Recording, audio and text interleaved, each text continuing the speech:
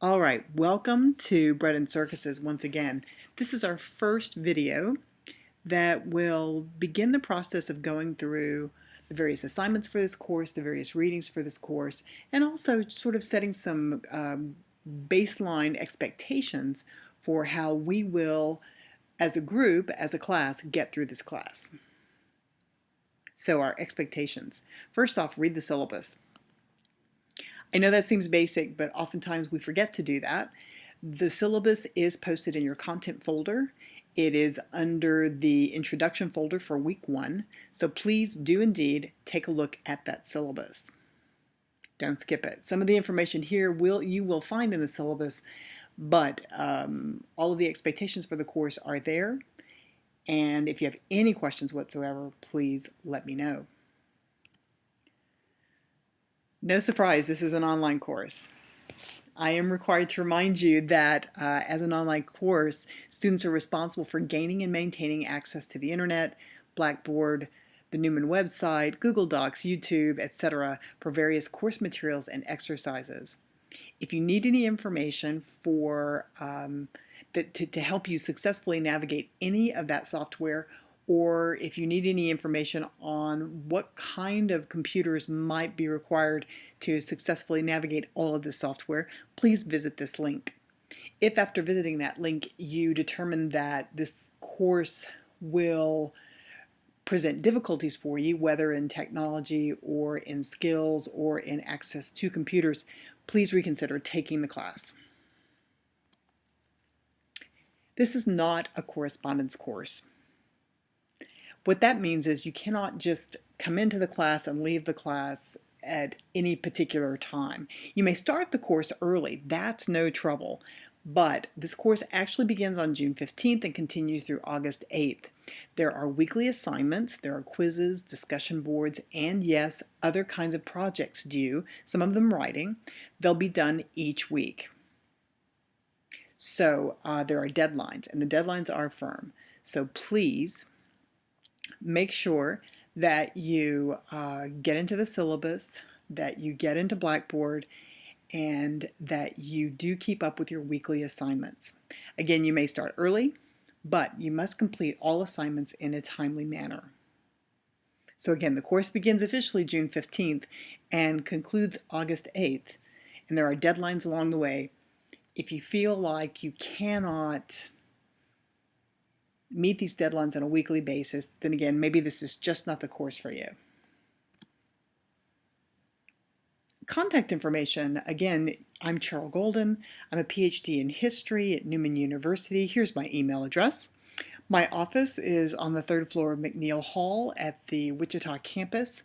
My phone number, area code 316-942-4291, extension 2178. You can call, leave a message there anytime. I do actually have office hours on Wednesdays this summer from 12:30 to 3:30 during the course of this course. During that time, you can call, you can email, and you know that I'll be there, I'll be available. If it takes me a little while to get back to you, it's because I'm working with someone else. So do feel free to email or call during that time. And absolutely come on by if you're in town, if you need to speak with me for real as opposed to virtually. Please come on in. If that time doesn't work for you, if you have a job, if you have another course that requires that you can't engage in discussion about this class between 12:30 and 3:30, please feel free to let me know that and we'll make an appointment and try to meet at a different time. Please do, under this idea of contact information, please do look for email messages from me throughout the course of this class. I know that you get a lot of information coming to your Newman email account. Whatever email account you have set up at Blackboard, that's the one I'll be using. So please keep track there. Please take note of the email messages you get from me, from the course software, because that's going to be your connection to the successful completion of this course. So stay in touch. Let's take a little look at the course description. In the introductory video, we talked a little bit about what this course was like, but for the syllabus, here is the official course description. So we said earlier, from the Greek theater to the Roman Colosseum, ancient city-states provided both the venues and the talent to entertain, educate, and motivate their citizens. This tradition continues to this day as a hallmark of what it means to be cultured or civilized. The original word for city in Latin and the original word for in Latin for civilized have the same root. So it is this interesting understanding that the city is one of those basic institutions in the history of civilization that we count upon when we're looking to describe a culture, a community, a civilization itself. So one of the reasons we're looking at the history of the city in this course. So from London's Hyde Park to the Wichita Intrust Arena, communities have dedicated public space and public funding to support the arts and entertainment as an expression of civic identity. One of the things we will look at in this class is the economic side of this. So should we, as a community, be supporting certain venues in the city? How do we do that? What amount of taxpayer support should go into certain programs? This course examines a variety of ways that cities have used public space and funding to support such activities. Why, we'll ask, have cities done this in the past? How and why has this tradition continued? How do we determine the sort of public art and entertainment that is suitable for such spaces? How do such displays confirm and create culture that links us together? How do we experience such displays as a community? These last several questions often lend us to controversies associated with what kind of art is suitable, what kind of space is necessary. And we will be reading several articles and engaging in discussions about certain controversial pieces of art that communities have either agreed to support or agreed to take down. Yeah? So lots of interesting issues that do come forward in this topic. This course is also part of the Newman Studies program, and as such, it is a core course. And our focus, one of our core goals for the Newman Studies program, is the exploration of the creative spirit. The creative spirit permeates and transforms the human experience. Through it, we imagine what is possible, recognize its spontaneity, and marvel at the beauty we experience. The creative spirit engages our imagination and expands our senses as it flows through us.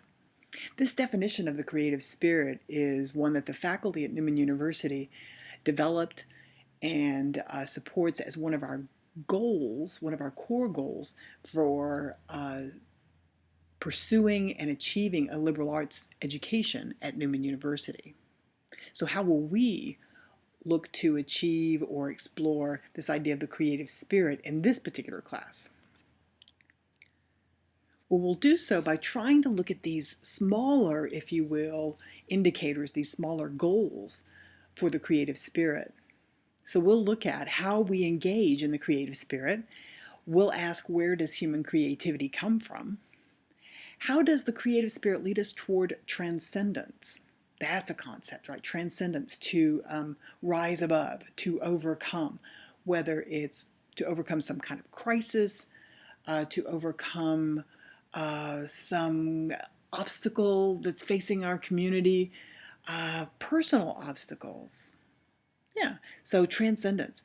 Also, how does the creative spirit connect and link us to each other? Definitely a topic connected to our focus, the idea of the city and the arts. How do some of the activities we're looking at actually connect us together? Where can we recognize expressions of our creative spirit? This could be in literature, music, art, theater, film, dance. We will certainly be looking at some of those topics. How has the creative spirit influenced various aspects of society? History, government, business, even science. And again, we will look at several of those indicators in this class as well. So our goals for the semester are to explore this element of the creative spirit through our narrow focus of the city and its connection to the arts and entertainment.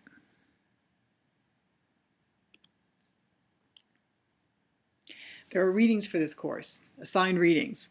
They're not very expensive, which is lovely, but you are to purchase or borrow or check out or otherwise get a copy of Sophocles' Antigone.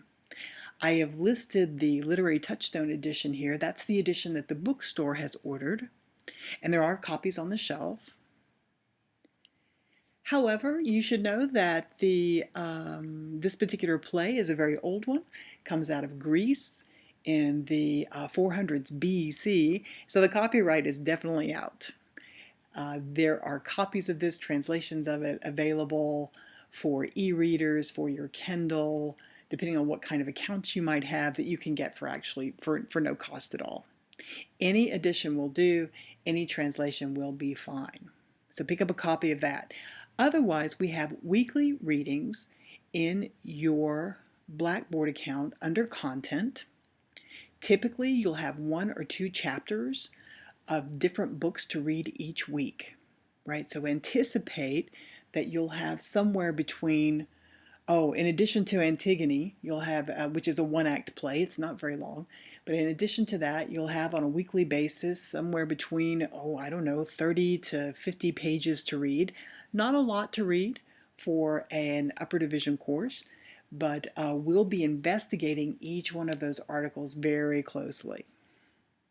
So all of those articles besides the Antigone are in PDF files at Blackboard under Content.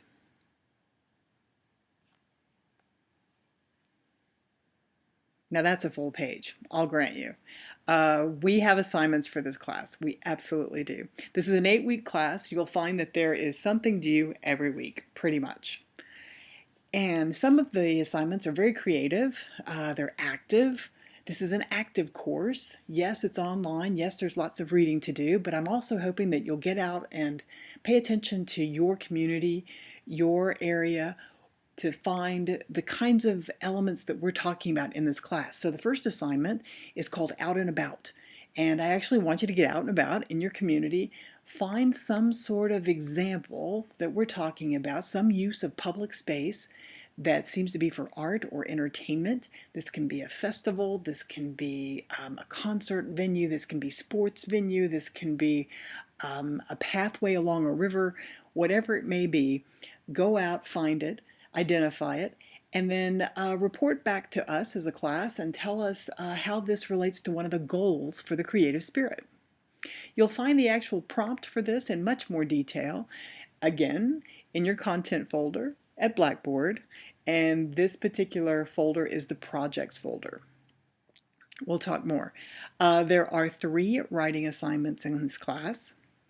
Don't freak out on me, they're all short. So each assignment is about 3 to 4 pages. The first one is on Antigone. Everyone writes on Antigone, can't get out of it. So that's your first assignment. You'll have choice on the other 2. The topics that you might address could include gladiators at Rome, how the city of London influenced Shakespeare's work, how changes in the American city influence the American parade, right? So there's lots of different weekly readings that you can use to write your reflections on. One of the things that we are required to do in a core course is do some writing. We want to see you build upon those skills you developed in your lower division courses. We want to see you continue to work on those and develop them even further. Again, short papers, short analysis. The prompts for all those assignments, again, are in the projects folder under Content at Blackboard. We also have another creative assignment called Creolizing and Graffiti. You have an article to read on graffiti in New York, and I'm going to ask that you go out and look for some examples of graffiti, or if not graffiti, something that the author is calling impermanent art. Again, the prompt is there at Blackboard. We'll talk more about it. There are also reading quizzes every week to make sure you're doing your reading, to make sure that that it's making sense. The other thing I can tell you about these reading quizzes is that they are designed to make sure you understand what we're reading, and perhaps even to help you think about how you might turn your readings into a reflection, into a written paper. So please do those quizzes, do them in a timely fashion, do them before you write your papers, and I think they'll be helpful in that regard. There are also discussions. We're going to talk to each other. Well, we're going to text each other, I guess.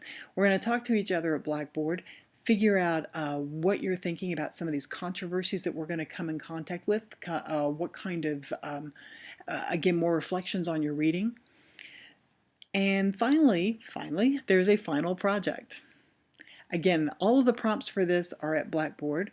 The final project is meant to be something that you can work on throughout the semester, something that maybe you could even use your out and about project, your writing assignments, your creolizing project, your discussions to help you build, right? It is, there's more to say on that. It's not a final exam per se, but it does try to help you bring everything together. There's a total of 1,000 points for this class. So if you achieve 900 points out of all of this, that's an A, 800 is B, 700 is C, and so on. So don't miss assignments. Get them done each week. See those total points start to build up at Blackboard as we move along. I've been talking about content folders the whole time. And as you know, if you've worked in Blackboard before, when you get onto Blackboard in the left-hand column, when you pull up our course, if you get into Blackboard, pull up our course, Bread and Circuses, in the left-hand column, you'll see the tab for content. In the content folders, there are weekly readings, weekly assignments, projects folder, quizzes, discussions. It's all laid out there in order for you. Please do it in order. I think that will make more sense. Some of the videos you'll find there are ones that I've made. They're not necessarily well edited, I will tell you that. They have been filmed over the course of a couple of years. So on occasion, there might be a little bit of dated information. I do apologize for that. I'm editing them as we go along, and maybe we'll get rid of some of those things.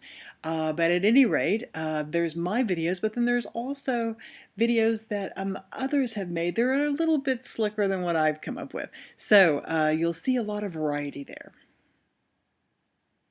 So content folders, weekly reading assignments, videos, PDFs of reading to do, projects folder to help you keep track of all the things that are due during the course of the semester, quizzes, weekly quizzes, discussions, and again, I think you'll see that it's very easy to follow and just I'm keeping you busy, doing lots of different kinds of assignments, engaging with the material in lots of different ways.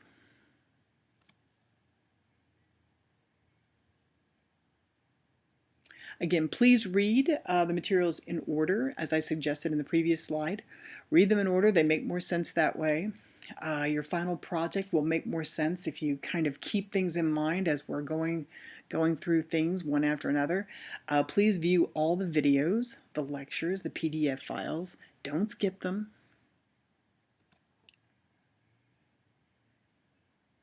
And again, as we said before, look for weekly quizzes and discussions. Quizzes are found in the content folder. Discussions are under the discussion tab in the left-hand panel at Blackboard. So you'll see a content folder, quizzes will be there, you'll see a discussion tab, discussions will be there. Finally, there are groups. Everyone's been assigned a group. Again, if you go to Blackboard and you look at the left-hand column there for our class, you'll find that there is a tab for groups. Click on that and you will find your group. Once you get to your group, click on down or roll on down till you find a link called Group Discussion Boards. Click on that. When you get to Group Discussion Boards, you'll see that we have put there some places where you can share some of your work.